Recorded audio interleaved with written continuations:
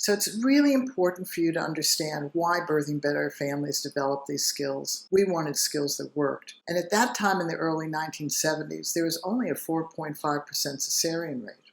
So the skills we were developing were for those people who were going to labor and have a vaginal birth. And pain was definitely the elephant in the room. Women wanted to be in control of pain, and they couldn't control pain. So we started to use other words: cope, manage, deal with, handle, work through, stay on top of, feel in control. So in this lesson, you're going to get an MP3 about pain, and you're going to get a handout on the hows and whys of pain, and another handout on the skills for working with pain. There's also another MP3 that is an audio of labor and how women use good breathing skills and how men or others can hear how women are coping. If women are coping fine, they will sound and look like they're coping fine. They may hate every moment, but if a woman looks and sounds like she's coping well, she is using skills to cope well. It's not instinct. She's choosing behaviors. You need to learn them.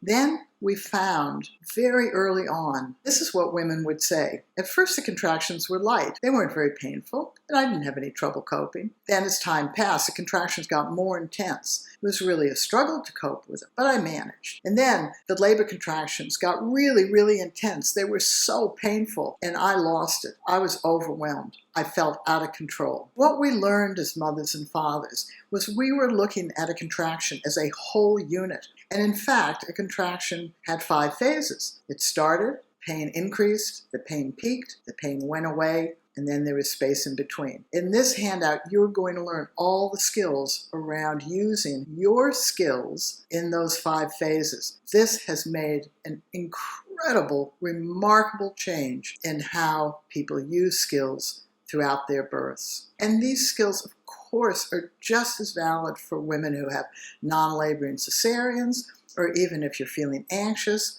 or if you have postpartum discomforts, or discomforts breastfeeding, or any discomforts after a birth.